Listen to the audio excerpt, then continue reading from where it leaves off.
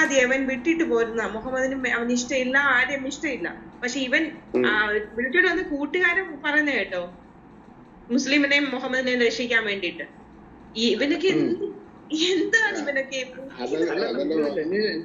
ഞാൻ ഒരു കാര്യം ചോദിച്ചാൽ അറിയാം, ഈ ഇഷാൻ എന്ന് പറഞ്ഞവൻ ഡോക്ടറാണെന്ന് പറഞ്ഞത്. നീ ഏതാണ്? പട്ടി ഡോക്ടറും അല്ലാണ്.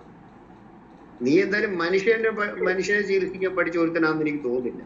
കാര്യം നിന്റെ ആ വിവരം കെട്ട ചോദ്യങ്ങൾ തന്നെ നിനക്ക്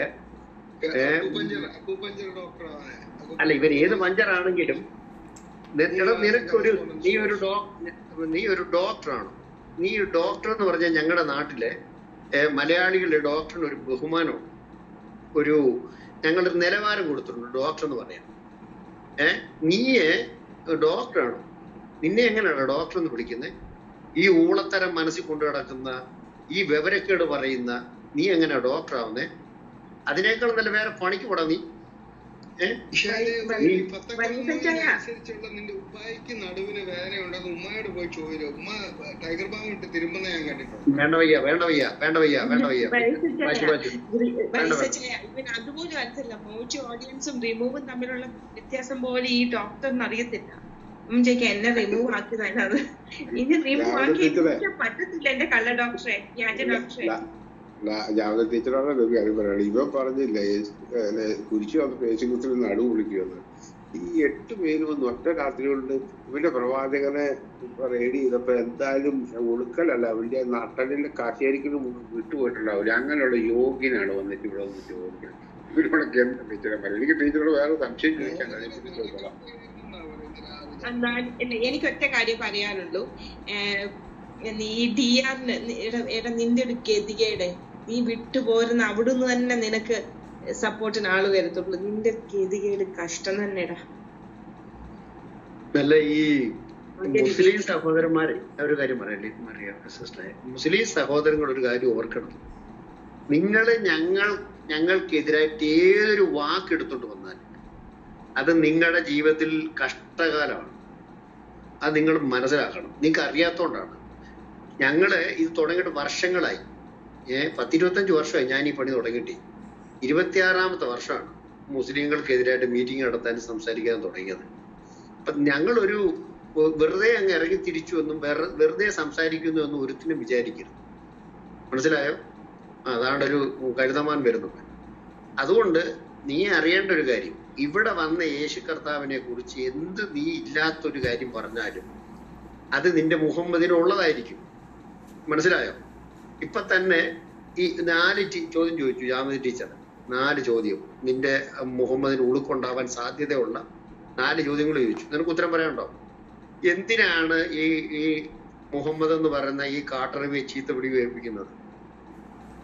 നീ ഇനിയും ദൈവവിശ്വാസി അല്ലെങ്കിലും നിരീശ്വരവാദിയാണെങ്കിൽ ഞങ്ങൾക്കൊരു കുഴപ്പമില്ല. മാന്യമായിട്ട് ചോദ്യങ്ങൾ ചോദിക്കണം. മനസ്സിലായോ? അല്ലാതെ നിന്റെ മുഹമ്മദിന് നട്ടലുണ്ടായിരുന്നോ? മുഹമ്മദിന് എന്തിനാ കൊച്ചുണ്ടാവാഞ്ഞത്? അതൊക്കെ മുഹമ്മദിന്റെ വിത്തിന്റെ ഗുണമാണ്. മുഹമ്മദ് ഇത്രയും പെണ്ണുങ്ങളുടെ പുറകെ പോയിട്ടൊരു കൊച്ചുണ്ടാവാനുള്ള യോഗം ഉണ്ടായില്ലല്ലോ. ഇതൊക്കെ ഞങ്ങളോട് ചോദിച്ചാൽ ഞങ്ങൾക്ക് അറിയത്തില്ല. നിന്റെ ഊളാഹുവിനോട് ചോദിക്കണം. ഈ ഊളത്തരങ്ങൾ പറഞ്ഞു കൊടുക്കുകയും ഈ ഊളത്തരങ്ങൾ പഠിപ്പിക്കുകയും ഈ ഊളത്തരങ്ങൾ ഇറക്കിയവനെ പ്രവാചകനാന്ന് പറഞ്ഞു കൊണ്ടു നടക്കുന്ന നിന്നെ പോലുള്ള ഊളകൾ അന്വേഷിക്കേണ്ട കാര്യങ്ങളാണ് ഇതൊക്കെ. മനസ്സിലായോ? അതുകൊണ്ട് ഇവിടെ വന്ന് ഞങ്ങൾക്ക് നിരീശ്വരവാദിയോടും പ്രശ്നമില്ല, ദൈവം ഉള്ളവനോടും പ്രശ്നമില്ല, ദൈവം ഇല്ലാത്തവരോടും ഒരു പ്രശ്നവും ഇല്ല. പക്ഷെ ചോദ്യങ്ങള് മര്യാദയ്ക്കും നല്ല ഭാഷയിലും ചോദിച്ചാൽ കിട്ടും. ഇതില്ലയോ പിന്നെ മോനെ ഒരിപ്പിക്കും ഞങ്ങള് മുഹമ്മദിന്. Okay, be careful. അത്രയും പറയാനുള്ളൂ. അല്ല, ഐഷാൻ ചാറ്റ് ബോക്സിൽ വന്നിട്ട് ചോദിക്കുന്നുണ്ട്, എന്താ സംസാരിക്കാൻ സമ്മതിക്കാത്തത്? മറുപടി ഇല്ലായിട്ടാണോ എന്ന്. ഇഷാനെ, നീ ഇസ്ലാമിനെ പറയിപ്പിക്കരുത് മോനെ. നമ്മുടെ പരിശുദ്ധ ഇസ്ലാം എന്തുകൊണ്ടാണ് എയറിലാകുന്നത് എന്നറിയാമോ? ഇവിടെ ഞങ്ങൾ എല്ലാവരും മര്യാദയ്ക്ക് സഭ്യമായി സംസാരിച്ചുകൊണ്ടിരിക്കുമ്പോൾ നബിയുടെ സാമാനമെന്നൊക്കെ പറഞ്ഞ് നീ വന്നാല് ഇത് മദ്രസ ഗ്രൂപ്പ് അല്ലല്ലോടാ. അപ്പൊ ഇസ്ലാമിനെ ഏറ്റവും കൂടുതൽ എയറിലാക്കുന്നതും ഇസ്ലാമിന്റെ ഖുർആനും ഹദീസും പഠിച്ച സംസ്കാരവുമല്ലേ നീ ഇവിടെ വന്ന് ഈ പറയുന്നത്? അപ്പൊ ഏറ്റവും കൂടുതൽ ഇസ്ലാം വിമർശിക്കപ്പെടാൻ കാരണം ആരാണ്? മുറിയന്മാരെ നിങ്ങളല്ലേ? നിങ്ങളല്ലടാ നബിയെ എയറിൽ കയറ്റിക്കൊണ്ടിരിക്കുന്നത്, ഇസ്ലാമിനെ എയറിൽ കയറ്റിക്കൊണ്ടിരിക്കുന്നത്. അപ്പൊ നബിയുടെ സാമാനം എന്ന പദം തന്നെ നീ അവിടെ പ്രയോഗിച്ചപ്പോൾ നീ ഏത് ഇസ്ലാമാ, ഏത് മുസ്ലിം കൾച്ചറാണ് നിന്നെ ഇത് പറയാൻ പഠിപ്പിച്ചത്? അതാണ് ഖുർആനും ഹദീസും. കാരണം ലാത്തയുടെ ഡാഷ് ഊമ്പിക്കോ എന്ന് പറയുന്ന നബിയെയും പടച്ചവനെയും ഒക്കെ പരിചയപ്പെടുത്തുന്ന ഇസ്ലാമിക ഗ്രന്ഥങ്ങൾ നന്നായി ഇന്ന് സുലഭമായി വിവിധ ഭാഷകളിൽ ട്രാൻസ്ലേറ്റ് ചെയ്യപ്പെട്ടിട്ടുണ്ട്. അതൊക്കെ ഇന്ന് ഞങ്ങളുടെ എല്ലാവരുടെയും കൈകളിലുണ്ട്. അപ്പൊ നബിയെ കൂടുതൽ വിമർശിക്കാൻ നിങ്ങളെ പോലെയുള്ളവരാണ് കാരണം. നബിയെ എന്തുകൊണ്ടാണ് പിൻപറ്റുന്നത് എന്നതിന്റെ 10 തെളിവുകൾ അങ്ങോട്ടങ്ങ് നിരത്തിയാ പോരെ. നബി ഒരു യുദ്ധകൊതിയനായിരുന്നു, നബി ഒരു സ്ത്രീലമ്പടനായിരുന്നു, കൊച്ചു കുഞ്ഞിനെ പോലും ഭോഗിച്ച കുഞ്ഞിന് പോലും ഒരു ഇച്ചിരി ലൈംഗിക സുഖം കൊടുക്കാൻ താല്പര്യം കാണിച്ചിരുന്ന ആളായിരുന്നു നബി. ഇനിയും ഭാര്യയുള്ള ആളാണെങ്കിലും ഭർത്താവുള്ള ആളാണെങ്കിലും ശരിയാണോ പെണ്ണോ ഒരല്പം സൗന്ദര്യമോ തൊടവലിപ്പമോ ഒക്കെ ഉണ്ടെങ്കിൽ റോഡിലൂടെ നടന്നു പോകാൻ വഴി നടത്താത്ത ആളായിരുന്നു നബി. അസഹിഷ്ണുതയുടെ മൂർത്തിമത് ഭാവമായിരുന്നു പ്രവാചകൻ. കൊള്ളയും കൊലയും ഒക്കെ നടത്തിയത് പണത്തിനും പെണ്ണിനും വേണ്ടിയായിരുന്നു.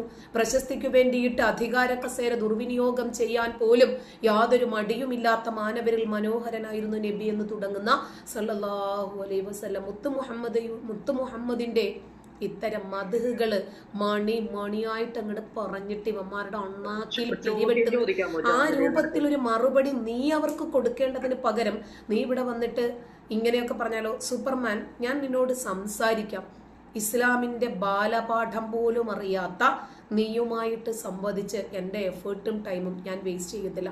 ചോദിക്കുന്ന വിഷയത്തെ സംബന്ധിച്ച് തിരിച്ച് ഞാൻ ചോദിച്ചാൽ നീ മറുപടി പറയണം. മറുപടി പറഞ്ഞിട്ടില്ലെങ്കിൽ അനാവശ്യമായിട്ട് ചുമ്മാ ഉത്തരം പറഞ്ഞുകൊണ്ടിരിക്കുമ്പോഴത്തേക്കിന് ഇടയ്ക്ക് വന്ന് ഇന്ററപ്റ്റ് ചെയ്യാനാണ് ഭാവമെങ്കിൽ ഞാൻ നീയുമായിട്ട് സംസാരിക്കില്ല.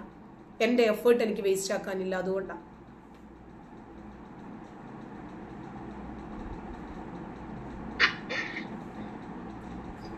അത് ന്യായമായ ഒരു കാര്യമാണ്. സൂപ്പർമാൻ കേട്ടല്ലോ. അല്ല എന്താ പിന്നെ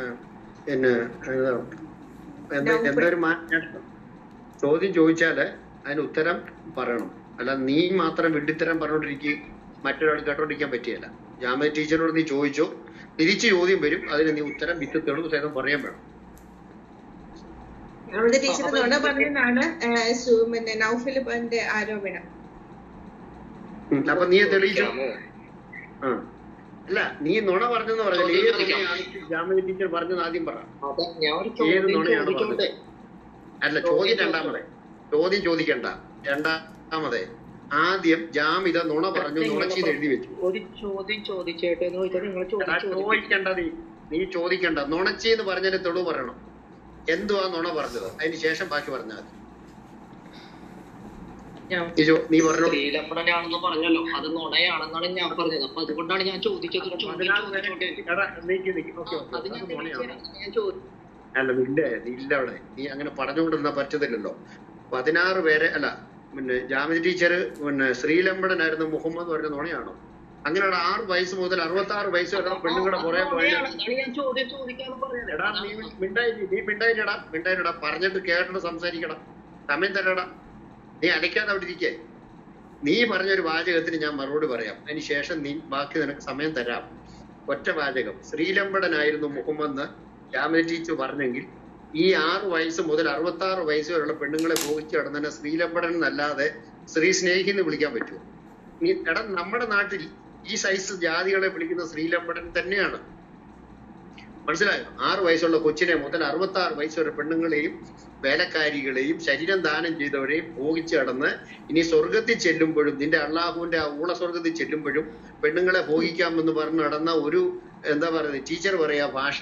ഞാൻ അത്രയും കടുപ്പിച്ച് പറയുന്നില്ല.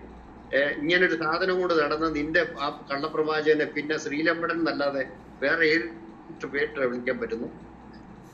ടീച്ചർ പറഞ്ഞോ ടീച്ചറെ, അതിനൊരു മറുപടി ഞാൻ ചോദിച്ചോട്ടെ, എന്നിട്ട് മറുപടി പറഞ്ഞു.